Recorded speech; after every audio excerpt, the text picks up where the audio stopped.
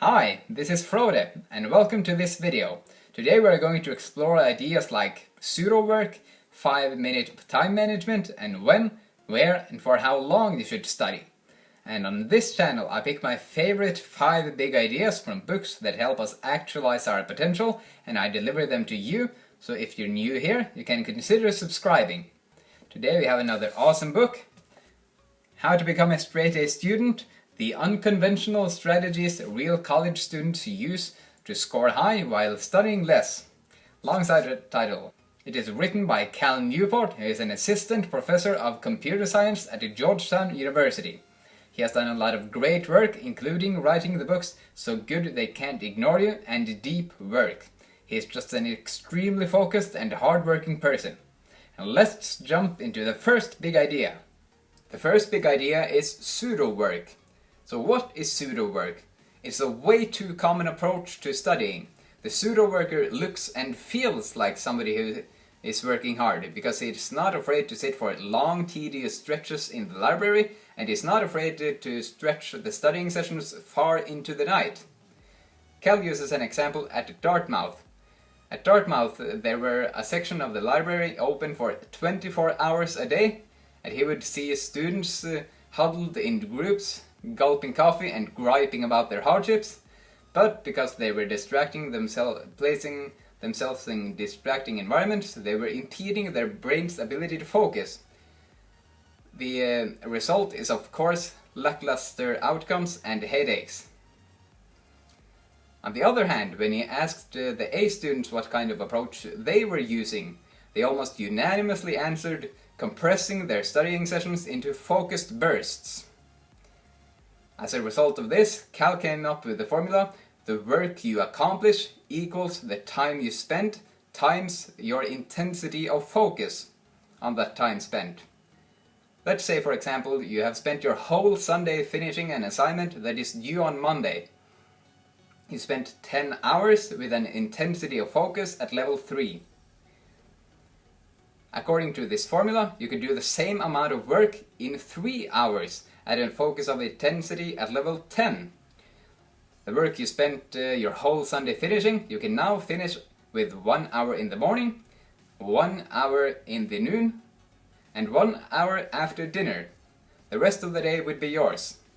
And some ways in which you can improve your focus is by turning off the television, Facebook and other notifications, and instead focusing entirely on the task at hand. And you must remember to split up the study sessions so you can recover in between. Remember, through trial and error, dozens of high-performing students have individually stumbled across this same technique. Study for an hour, then take a break. So you should trust it too. It worked for me. The second big idea is an unbreakable routine. Do you feel like you have way too much to do, and as a result of that neglect your studies? This is very common, but you can actually accomplish a great amount of work by just studying for 1 hour a day. Try to find 1 hour that is consistently free on each weekday. If your morning class is early, place this hour just after the morning class. If your morning class is late, place this hour just before the class. When you have done that, you use the same days to do the same type of work. For example, on Mondays, Wednesdays and Fridays you do your statistics problem sets, and Tuesdays and Thursdays you do some of your reading assignments in history class. The idea here is that by consistently studying for 1 hour on each weekday, you will eventually make it a habit, an unbreakable routine. It will no longer be something you have to convince yourself into doing.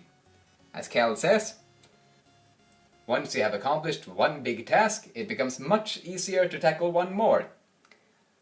Unfortunately, these 5 hours on each weekday will probably not be enough for you to accomplish all of your work, but they will count for 5 extra hours of productivity. So find your 1 hour that is consistently free on each weekday, where you will do some quality work free from all distractions. The third big idea is 5-minute time management. Do you sometimes feel stressed out because you have so much to do, but you don't know what to do when? So you may be working out, but you at the same time feel guilty because you are not studying. And the opposite, you could be studying but at the same time feel guilty because you are not working out. That little voice that says something else should be done now is constantly nagging. But as it turns out, some planning can go a long way toward reducing your daily stress levels. Because having assignments and deadlines floating around in your head makes it almost impossible to completely relax. But when you know what to do when though, it's like a giant weight is lifted off of your shoulders. When you work, you can work, and when you play, you can play. The first thing you'll need for planning your days is a calendar. This could be on paper, but I prefer the app Google Calendar because I can access and update it through all my devices, my cell phone, tablet and computer. The second thing you'll need is a list. This could also be on paper, but once again I prefer the digital approach. I use an app called Todoist, which makes it very quick and easy to jot down new tasks as they arrive. I have links for both Google Calendar and Todoist below the video.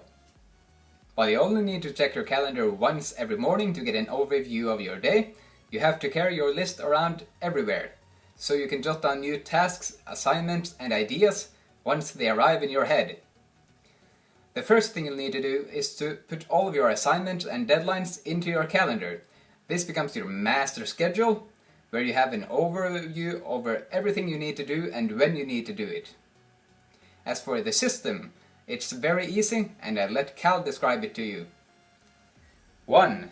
Jot down new tasks and assignments on your list during the day. 2. Next morning, transfer these new items from your list onto your calendar. And 3. Then take a couple of minutes to plan your day. I've been using this for about 2 years now, and it's been extremely helpful in reducing my daily stress levels, and it will do so for you too if you start using it. The fourth big idea is when, where and how long. There is some general advice that Cal gives us which will optimize the amount of work we get done for our time spent studying. As for the when, I talked about this in the routine idea. Since most people have the most energy in the morning, you should try to study early. This is also because so many other things can come up during the evening, like your friends who wants to hang out with you, you may feel tired, and other important stuff may arrive. So where should you study? One word, isolated. Try to find a spot where you can focus completely on the task at hand, free from electronic and human distractions. These can be places like your local library, at a cafe, or any other silent place where you can focus completely on the task that is right in front of you now. I have also touched on how long.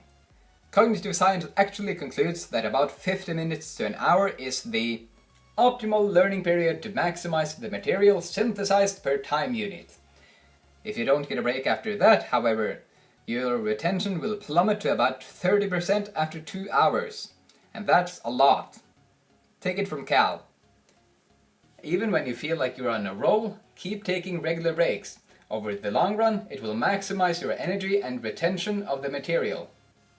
Personally, I've used this way of studying for about a year now, and it's been extremely efficient for lowering my study time and bettering my grades, because I can feel so much more focused, while at the same time get a much more pleasant experience of my studying sessions, because I don't have to sit for long, tedious stretches, because that's a lot of pain.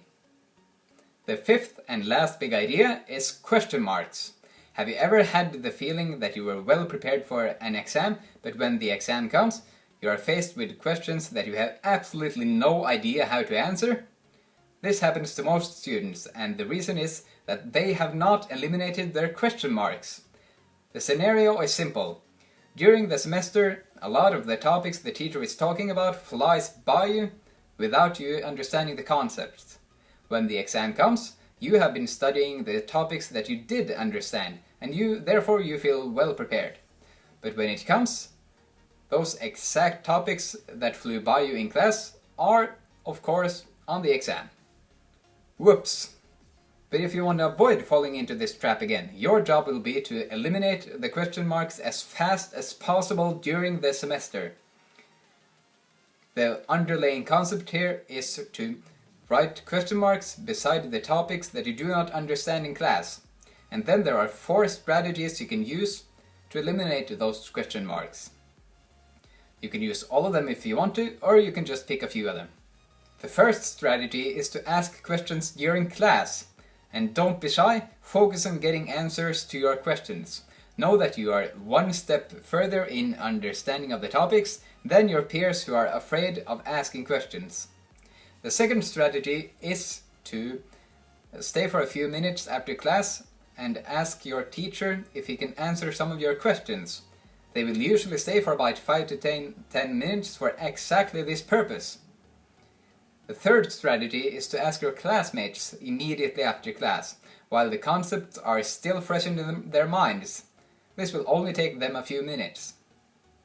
And the fourth, and maybe most important strategy, is to come prepared to exam review sessions. Before the session, you write down all of the topics and questions that you are struggling with and try to have them all answered on the review session. As Cal says, the more question marks you eliminate on the spot, the less work you will have to do later. This strategy has worked for me, and it will definitely work for you if you apply it. Today I talked about how you can reduce your study time by increasing your level of focus. I advised you to find 1 hour on each weekday where you chip away at your work, such that it will eventually become a habit or a routine, something you don't have to convince yourself to do. I showed you how you can manage your time in just 5 minutes a day with a calendar and a list. Then I recommended that you study early, isolated and for 1 hour at a time, with 5 to 10 minute breaks. Lastly, I laid out the importance of eliminating your question marks during the semester, so you don't have to spend as much time studying just before the exam, while also being better prepared. Pick the one idea that resonated the most with you, and take the first step now. There's a lot of interesting content I didn't choose for this video, so I strongly encourage you to read the book yourself. And if you have comments or questions, you must definitely write them below this video. And if you like this video, you will probably like 5 Big Ideas from Deep Work by Cal Newport, where we explore ideas like deep versus shallow work, how multitasking destroys your attention, and how you can produce at an elite level. And if you want to get new videos every week with 5 big ideas from books that help us actualize our potential, you can click this fine red subscribe button here. Also, if you want to contact me, you can send me a message on Facebook or a tweet on Twitter. I have the links for both of them below the video. Thanks for watching. I'm looking forward to sharing more big ideas with you soon. Have an awesome day. See ya.